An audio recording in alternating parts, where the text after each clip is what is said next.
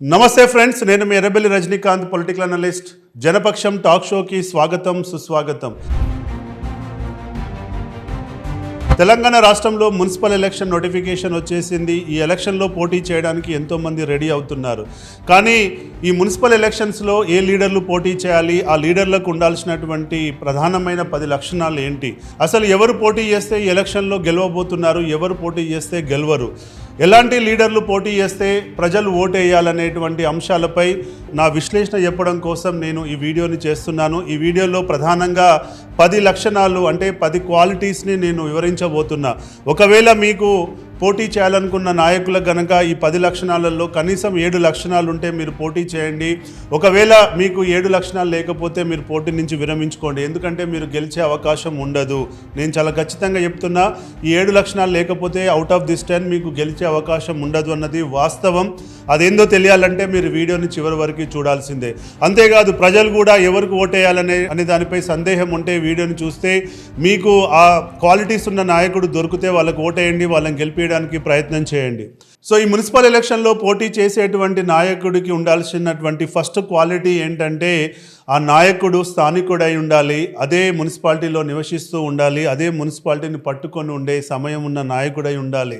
అప్పుడే మనం ప్రజలకు న్యాయం చేయగలుగుతాం, ప్రజల సమస్యలపై మనం స్పందించగలుగుతాం. అంతేగాని బిజినెస్ రీత్యా కానీ వృత్తిరీత్యా కానీ మీరు వేరే నగరాలలో వండుకుంటూ ఎలక్షన్లు వచ్చినాయి కదా అని చెప్పి వచ్చి మీ మున్సిపాలిటీలో పోటీ చేస్తే కనుక మీకు అన్యాయం చేసుకున్న వాళ్ళు అవుతారు, మీరు ప్రజలకు కూడా అన్యాయం చేసిన వాళ్ళు అవుతారు. ఎందుకంటే ఈ రోజుల్లో ప్రజల ఎక్స్పెక్టేషన్స్ రోజు పెరుగుతున్నాయి, రోజు మీరు వాళ్ళ ముందు ఉండాలని కోరుకుంటున్నారు.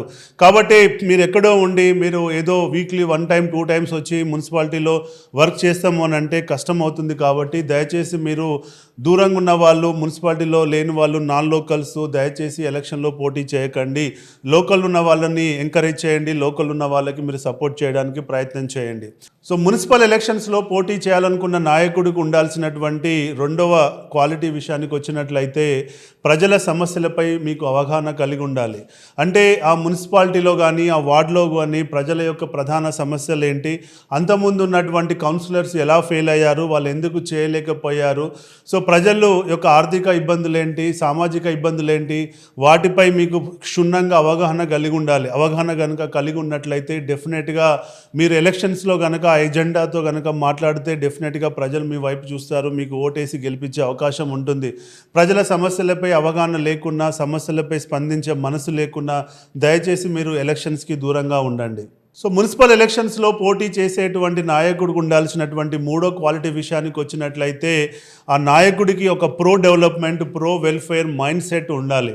అంటే ప్రో డెవలప్మెంట్ మైండ్ సెట్ అంటే ఎక్కడ కూడా ఏ సమస్య ఉన్నా స్పందించేటువంటి గుణం ఉండాలి. స్పందించి అధికారులతో పోరాటం చేసి, అధికారులతో ఫైట్ చేసి ఆ సమస్యలని పరిష్కార దిశగా నడిపించగలిగినటువంటి ప్రో డెవలప్మెంట్ మైండ్ సెట్ ఉన్నటువంటి నాయకుడు మాత్రమే పోటీ చేయాలి.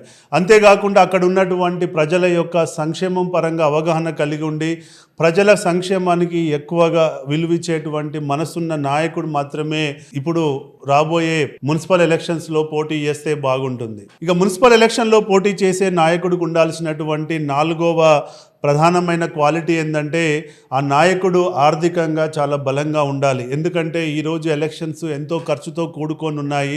ఎలక్షన్సే కాదు, ఎలక్షన్లో గెలిచిన తర్వాత కూడా రోజువారీగా ప్రజల మధ్యలో ఉండాలి అంటే ఎంతో ఖర్చుతో కూడుకొని ఉన్నాయి. కాబట్టి మీరు ఆర్థికంగా బలంగా ఉంటే మాత్రమే ఎలక్షన్లోకి దిగండి, లేదంటే ఇంకో బలంగా ఉన్న వాడికి సపోర్ట్ చేయండి. ఎందుకంటే మీరు అప్పులు చేసి కనుక ఎలక్షన్లు చేస్తే మీరు తర్వాత అప్పులు తీర్చే పరిస్థితి ఉండదు, మీరు సంపాదించుకునే పరిస్థితి ఉండదు. ఎందుకంటే మన రాష్ట్రం యొక్క ఆర్థిక పరిస్థితి ఏమాత్రం బాగోలేదు. కాబట్టి మీరు ఏ పనులు చేసినా మీకు బిల్స్ రావు, మీరు భవిష్యత్తులో ఇబ్బంది పడాల్సి వస్తుంది. కాబట్టి పంతానికి వెళ్ళి అప్పులు చేసి దయచేసి ఎలక్షన్స్ చేయకండి. మీరు ఆర్థికంగా బలంగా ఉంటే మాత్రమే మీరు ఎలక్షన్లోకి దిగండి. ఓన్లీ గెలిస్తేనే మీరు ప్రజలకు సేవ చేయాల్సిన అవసరం లేదు, గెలవకుండా కూడా మీరు చేసుకునే వెసులుబాటు ఉంటుంది. కాబట్టి ఎలక్షన్లకు పోయి అనవసరంగా ఇబ్బంది పడకండి. ఇక మున్సిపల్ ఎలక్షన్లో పోటీ చేయాల్సినటువంటి నాయకుడికి ఉండాల్సినటువంటి 5వ లక్షణం ఏంటంటే, పరువు ప్రతిష్టలకి గనక మీరు ఎక్కువ ఇంపార్టెన్స్ ఇస్తే దయచేసి మీరు ఎలక్షన్లో పోటీ చేయకండి. ఎందుకంటే మీరు పరువు ప్రతిష్టలకి గనక ఎక్కువ ఇంపార్టెన్స్ ఇస్తే మీరు మానసికంగా ఇబ్బంది పడతారు. ఒకసారి ఎలక్షన్లోకి దిగిన తర్వాత మీపై విమర్శలు వస్తాయి, మీ కుటుంబంపై విమర్శలు వస్తాయి. దాన్ని తట్టుకునే మనసు ఉండాలి, దాన్ని తట్టుకునే మనోధైర్యం ఉండాలి. కాబట్టి మీకు పరువు ముఖ్యం, ప్రతిష్ట ముఖ్యం అనుకుంటే దయచేసి రాకండి. ఎందుకంటే ఈరోజు బురద జల్లే వాళ్ళు ఎక్కువైపోయారు. మీ మీద బురద జల్లడం ఖాయం. బురద జల్లిన తర్వాత మీరు మనోవేదనకు గురై మీ కుటుంబాన్ని ఆగం చేసుకుంటే ఇబ్బంది పడతారు. కాబట్టి నాకు పరువు ప్రతిష్టతో సంబంధం లేదు, గెలిచినా ఓడినా నేను ప్రజల మధ్యలో ఉంటాను, ప్రజలతో ఉంటాననేటువంటి మనోధైర్యం ఉన్న నాయకుడు మాత్రమే ఎలక్షన్స్లోకి దిగండి. ఇక మున్సిపల్ ఎలక్షన్లో పోటీ చేసే నాయకుడికి ఉండాల్సినటువంటి 6వ లక్షణం వచ్చేసి ఏంటంటే మీరు కుటుంబ వారసత్వ రాజకీయాల నుంచి వచ్చిన వాళ్ళైతే దయచేసి మీరు పోటీ చేయకండి. ఎందుకంటే మీ కుటుంబ రాజకీయ వారసత్వం నాకు ఉంది కాబట్టి నేను దిగాలి, పోటీ చేయాలి. మా తాత పొలిటికల్గా గెలిచాడు, మా నాన్న పొలిటికల్గా పనిచేశాడు కాబట్టి నేను కూడా చేయాలి అనేటువంటి పంతంతో ఉన్నవాళ్ళు దయచేసి దిగకండి. ఎందుకంటే మీ తాతకి మీ నాన్నకి అది వర్కౌట్ అయి ఉండొచ్చు, మీకు వర్కౌట్ అవుతుందని చెప్పి గ్యారంటీ లేదు. వాళ్ళు చేసిన తప్పుల వల్ల కూడా మీకు ఎక్స్ట్రా బ్యాగేజ్ ఉంటుంది, ప్రజలు మిమ్మల్ని రిజెక్ట్ చేసేటువంటి పరిస్థితి కూడా ఉంటుంది. కాబట్టి వాళ్ళు రాజకీయంగా ఉన్నారు కాబట్టి నేను రాజకీయంగా వస్తాననేటువంటి నిర్ణయాలు తీసుకోకండి. ప్రజల మధ్యలో ఉండండి, ప్రజలతో పేరు తెచ్చుకోండి. తర్వాత ప్రజలు వచ్చి మీ దగ్గరకు వచ్చి పోటీ చేయమంటే మాత్రమే మీరు పోటీ చేయండి. అంతేగాని అంతకుముందు ఉన్న తరం చేసింది కాబట్టి నేను చేయాలనేటువంటి కోరికతో దయచేసి దిగకండి, మీ జీవితాన్ని నాశనం చేసుకోకండి.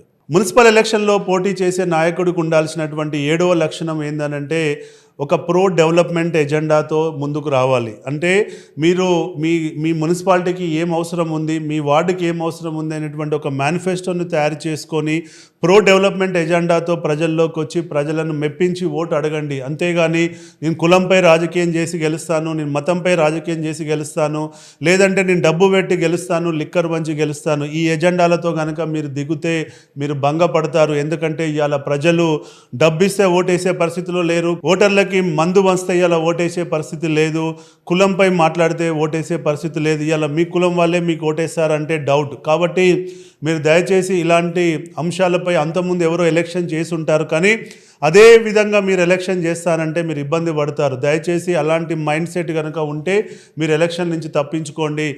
మీరు ప్రో డెవలప్మెంట్ ఎజెండా ఉంటేనే ఆ ఎజెండాతో ప్రజల్లోకి వెళ్తాను, ప్రజల్లో ఓటు అడుగుతాను అని కనుక అనుకుంటేనే మీరు ఎలక్షన్లోకి దిగండి. సో మున్సిపల్ ఎలక్షన్లో పోటీ చేసే నాయకుడికి ఉండాల్సినటువంటి 8వ లక్షణం వచ్చేసి ఆ నాయకుడికి పోరాట పటిమ కలిగి ఉండాలి. ఒంటరిగా పోరాటం చేసేటువంటి ధైర్యం ఉండాలి, మనోధైర్యం ఉండాలి. ఎందుకంటే నాకు ఇవాళ ఎమ్మెల్యే సపోర్ట్ ఉంది, నా లీడర్ సపోర్ట్ ఉంది, నేను పోటీ చేస్తా, వాళ్ళే నన్ను గెలిపించుకుంటారంటే మీరు ఆగమైపోతారు. ఎందుకంటే నామినేషన్ వేసిన తర్వాత మీ వెనకాల ఏ ఎమ్మెల్యే కూడా వచ్చి సపోర్ట్ చేసే పరిస్థితి లేదు, ఏ నాయకుడు కూడా వచ్చి మేము వెనకాల నిలబడి పోరాటం చేసే పరిస్థితి లేదు. ఏ పోరాటమైనా మీరు ఒంటరిగా చేయాల్సిందే, ఒంటరిగా గెలవాల్సిందే. ఎందుకంటే ఇవాళ ఏ నాయకుడి ఆర్థిక పరిస్థితులు ఈ రాష్ట్రంలో బాగా లేవన్నది మీరందరూ గ్రహించాలి. కాబట్టి వాళ్ళు ఉన్నారు కదా అని చెప్పి మీరు తొందరపడి కనుక నామినేషన్ వేస్తే మీరు ఆగమవుతారు. మీరు ఒంటరిగా పోరాటం చేసే మనోధైర్యం ఉంటేనే ఎలక్షన్లో దిగండి, పోరాటం చేయండి, గెలవండి. మున్సిపల్ ఎలక్షన్లో పోటీ చేసే నాయకుడికి ఉండాల్సినటువంటి 9వ లక్షణం వచ్చేసి ప్రజలతో సత్సంబంధాలు కలిగి ఉండడం.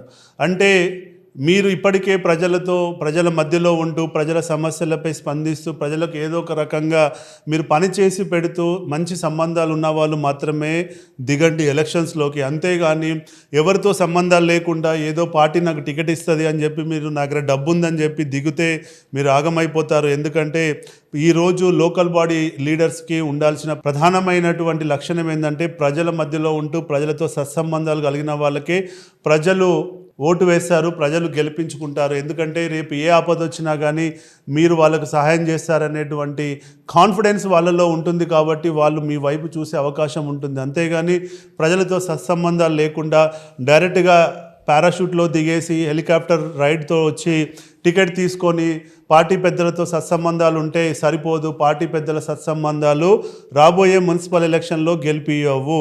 ప్రజలతో సంబంధాలు ఉంటేనే మీరు గెలుస్తారు. కాబట్టి ఇది ప్రధానంగా మీకు ఉందా లేదా మీరు చూసుకోండి. సో మున్సిపల్ ఎలక్షన్లో పోటీ చేసే నాయకుడికి ఉండాల్సినటువంటి 10వ లక్షణం ఏంటంటే ఆ నాయకుడికి సేవా దృక్పథం ఉండాలి. అంటే ఎవరికి ఏ ఆపద వచ్చినా కానీ ఏ రాత్రి ఏ ఆపద వచ్చినా కానీ స్పందించే మనసు ఉండాలి. ఆ మనసున్న వాడిని మాత్రమే ప్రజలు యాక్సెప్ట్ చేస్తారు. ఎందుకంటే ఈరోజు రాజకీయం డబ్బుతో కాదు, ఎమోషనల్గా మనము కనెక్ట్ కావాలి. ప్రజలకి ఏ ఆపదొచ్చినా మనం సేవ చేసే మనస్తత్వం ఉండాలి, స్పందించే మనసు ఉండాలి. అంతేగాని ప్రతిదీ మీరు ఆర్థిక కోణంలో చూస్తే మీరు ఇది వర్కౌట్ కాదు.